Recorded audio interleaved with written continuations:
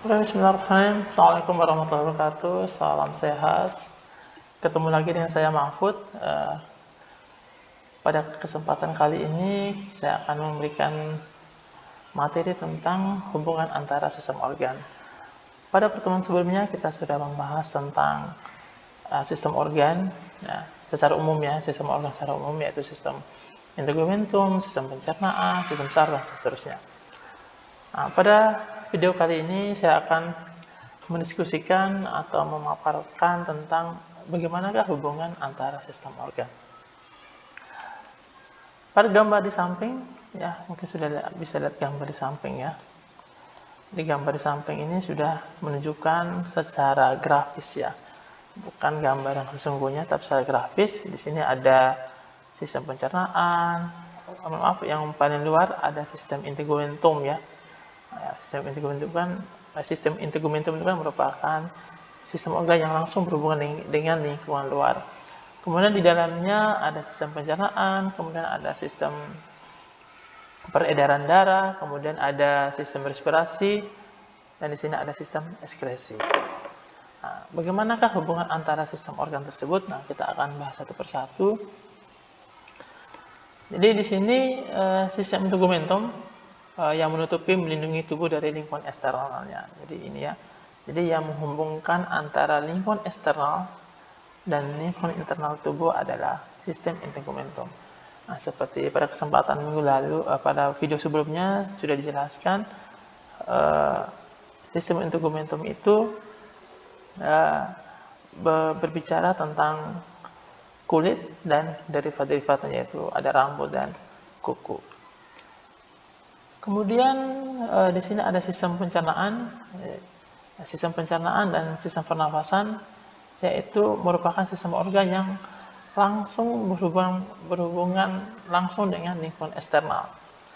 Yaitu misalnya pada saat kita mengambil nutrisi, di mana nutrisi itu kan kita peroleh dari lingkungan luar, misalnya dari tumbuh-tumbuhan atau dari hewan. Nah, begitu pula sistem respirasi, kita mendapat suplai oksigen, yaitu dari lingkungan eksternal, di mana oksigen itu kan kita peroleh dari tumbuh-tumbuhan. Dan juga kita juga melepaskan gas berupa karbon dioksida atau CO2. Kemudian nutrisi dan oksigen yang kita ambil dari lingkungan luar kan harus diedarkan ke seluruh tubuh ya. Misalnya nutrisi dalam bentuk karbohidrat, protein dan lemak yang kita ambil dari lingkungan luar yang dicerna melalui sistem pencernaan kan harus didistribusikan ke seluruh tubuh. Begitu pula oksigen yang kita peroleh dari lingkungan luar melalui sistem pernapasan harus diedarkan ke seluruh tubuh atau disalurkan menuju sel di dalam tubuh.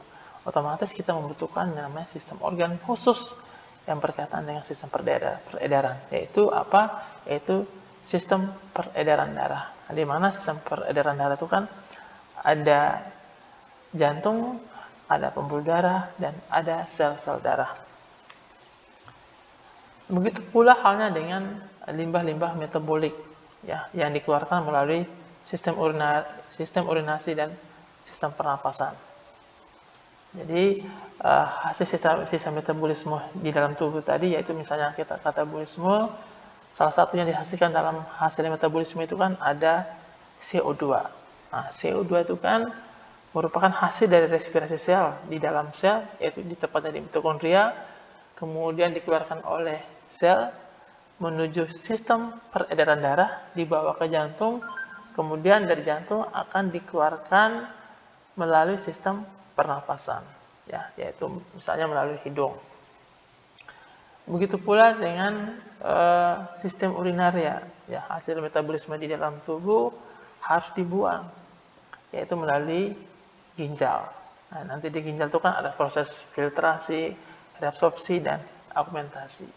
Jadi zat sisa metabolisme yang tidak dibutuhkan lagi oleh tubuh akan dikeluarkan melalui sistem urinaria, yaitu melalui ginjal, kemudian disaring di ginjal, kemudian direabsorpsi di tubulus ginjal, ya, tubulus proksimal, tubulus lengkung renal dan tubrus di sel, kemudian dikeluarkan melalui ureter, jadi ditampung ya, disimpan sementara di kantong kemih, nanti dikeluarkan melalui uretra. Kemudian apa sih peran dari sistem organ tersebut? Jadi yang pertama, sistem organ itu mempertahankan batas. Ya. Apakah itu lingkungan internal maupun lingkungan eksternal tubuh. Jadi pembatas di dalam tubuh kita ada yang tingkat seluler dan ada yang tingkat organisme. Kalau tingkat seluler itu dilakukan oleh yang namanya membran sel atau membran plasma. Ya, jadi kalau kalian lihat gambar sel di sini, jadi sel itu kan secara umum ada 3 struktur secara umumnya. Ada membran sel, kemudian ada sitoplasma atau nukleoplasma, ada inti sel. Jadi membran sel itu merupakan pembatas antara lingkungan internal sel dan lingkungan eksternal sel. Itu ada membran sel, ya. Kemudian tingkat organisme, ya, atau tingkat individu, struktur pembatas tubuh kita yaitu ada namanya kulit. Ya, di dalam kulit itu nanti ada derivat-derivatnya. Ini kulit, ya, nanti ada 3 lapis di situ ya, ada epidermis, dermis, dan ada hipodermis. Di kulit juga nanti akan kita bahas terkait derivat-derivat kulit, misalnya rambut dan kuku. Fungsi yang lain adalah sebagai movement atau pemindahan.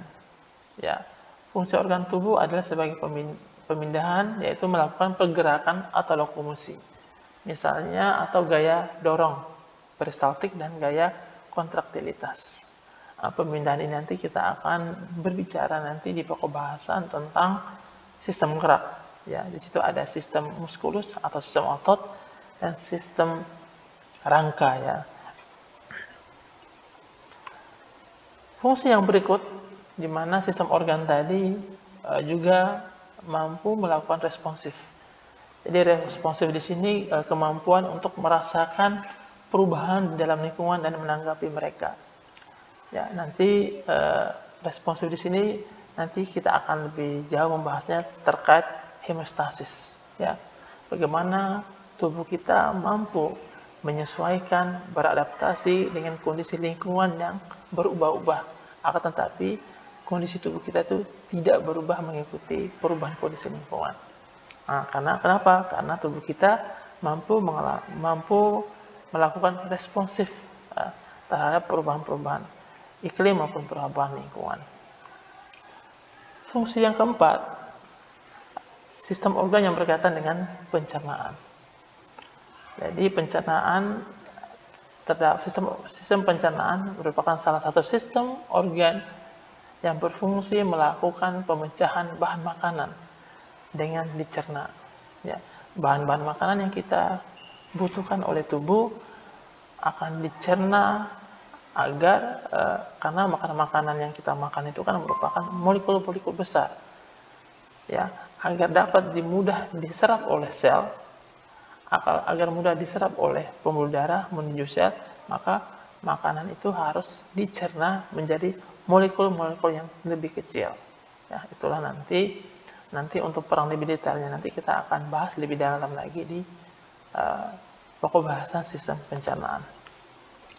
Manfaat yang berikut adalah sistem organ kita itu mampu melakukan metabolisme. Apakah itu katabolisme atau anabolisme. Jadi metabolisme itu merupakan semua reaksi kimia yang terjadi di dalam tubuh. Jadi proses-proses yang terjadi di dalam tubuh kita, khususnya yang terjadi pada sistem organ, itu merupakan semua reaksi kimia, ya, yang dapat dijelaskan dengan secara kimiawi. Nanti kita akan lebih banyak membahasnya di pokok-pokok bahasan terkait sistem organ. Fungsi yang berikutnya, ya, sistem organ kita mampu melakukan ekskresi atau mengeluarkan limbah dari dalam tubuh.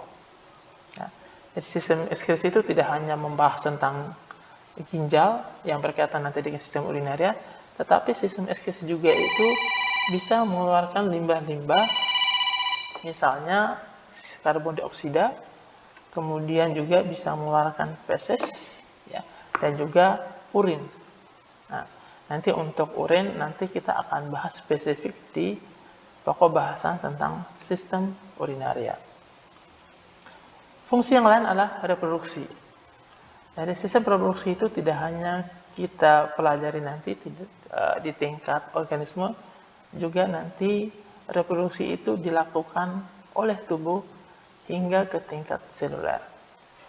Jadi, untuk tingkat seluler, sel akan mampu mengalami pembelahan sel atau cell cleavage, di mana sel asli dapat membagi dan menghasilkan dua sel anak yang identik. Apakah dari dua sel, dari satu sel menjadi dua sel, dua menjadi empat, delapan, dan seterusnya. Jadi sel kita itu mampu melakukan reproduksi karena hampir setiap hari atau setiap bulannya sel kita itu mengalami yang namanya regenerasi sel atau peremajaan sel. Sehingga sel-sel juga harus melakukan proliferasi atau perbanyakan sel untuk mengganti sel-sel lama yang telah mati atau rusak. Demikian halnya dengan reproduksi di tingkat organisme. Di tingkat organisme ini terjadi fertilisasi, yaitu adanya pembuahan atau pertemuan sel sperma, ya, dari manusia yang berjenis kelamin laki-laki dan sel telur yang dihasilkan oleh ovarium dari manusia yang berjenis kelamin perempuan. Sehingga hasil fertilisasi atau pertemuan sel sperma dan sel telur nanti akan menghasilkan namanya organisme baru. Untuk lebih detail nanti kita akan bahas di pokok bahasan reproduksi. Fungsi yang lain yaitu proses pertumbuhan. Ya, tubuh kita juga selain mampu melakukan proses perkembangan, ya, juga mampu melakukan pertumbuhan. Di sini terjadi peningkatan ukuran bagian tubuh dari organisme, dalam hal ini manusia, ya. Jadi pertumbuhan setelah lahir, ya, kemudian tumbuh, berkembang hingga menjadi tua. Oke, itu tadi manfaat dari peran dari sistem organ. Nah, sistem organ kita, ya, untuk mampu melanjutkan aktivitas di dalam tubuh, sistem organ kita juga membutuhkan kebutuhan untuk bertahan, ya, membutuhkan sesuatu untuk bertahan. Karena sistem organ kita itu kan disusun oleh organ itu disusun oleh jaringan itu disusun oleh sel. Nah, sel itu kan disusun oleh molekul atau makromolekul. Nah, di mana makromolekul ini kan disusun oleh senyawa-senyawa untuk membentuk molekul tersebut. Misalnya karbohidrat, protein, dan lemak. Oleh karena itu, ya, makanan-makanan yang kita butuhkan itu merupakan makanan akan mengandung unsur karbohidrat, protein, dan lemak yang nanti akan menopang, menyusun tubuh kita untuk bisa bertahan. Nah, ada beberapa kebutuhan tubuh kita agar bisa bertahan. Yang pertama, nutrisi. Ya, nutrisi ini dibutuhkan untuk energi dan membangun sel. Seperti yang saya jelaskan sebelumnya tadi bahwa makan, ya, kita membutuhkan nutrisi tadi untuk membangun sel. Kenapa?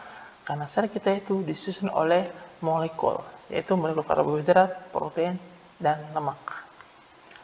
Kemudian kebutuhan untuk bertahan juga yaitu oksigen.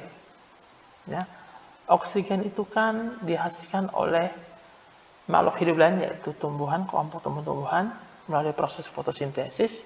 Akan tetapi untuk proses respirasi sel dibutuhkan yang namanya oksigen, di mana oksigen ini nanti diperlukan untuk reaksi metabolik, yaitu reaksi respirasi di dalam sel, yaitu lebih tepatnya di mitokondria. Kebutuhan untuk bertahan juga yang dilakukan oleh sistem organ adalah air. Ya, air itu kan disediakan oleh lingkungan, ya, di mana sangat diperlukan oleh tubuh itu untuk reaksi kimia. Kita tahu bersama bahwa hampir 90% sel kita disusun oleh air. Maka agar lingkungan internal tubuh kita, khususnya sel itu, agar reaksi kimianya berjalan dengan baik, maka sangat dibutuhkan yang namanya air. Kebutuhan untuk bertahan lainnya yaitu suhu tubuh yang normal. Suhu tubuh yang normal sangat dibutuhkan oleh tubuh untuk reaksi kimia yang terjadi pada tingkat penopang hidup. Ya, makanya pada tubuh manusia itu dikenal dengan homeostasis, ya, di mana di dalam homeostasis itu kan salah satunya itu berkaitan dengan pengaturan suhu normal di dalam tubuh. Kebutuhan untuk bertahan berikutnya yaitu tekanan atmosfer. Tekanan atmosfer sangat dibutuhkan oleh tubuh kita karena diperlukan untuk pernapasan yang sewajarnya dan pertukaran gas di paru-paru. Ya, jadi tekanan atmosfer di bumi kita sudah sangat normal sesuai dengan tubuh kita, sehingga akan terjadi perubahan tekanan atmosfer ya. Misalnya pada saat kita menaiki pesawat terbang, nah itu akan terjadi perubahan-perubahan yang tidak wajar yang diterima oleh sistem pernapasan dan atau proses pertukaran gas di paru-paru. Oke, itu tadi materi-materi yang terkait dengan peran dari sistem organ. Nah, pada pertemuan berikutnya kita akan membahas tentang posisi anatomi pada tubuh manusia. Demikian materi saya pada hari ini. Terima kasih. Jangan lupa terus menonton video saya terkait dengan materi anatomi dan fisiologi manusia. Semoga selalu sehat. Terima kasih. Wassalamualaikum warahmatullahi wabarakatuh.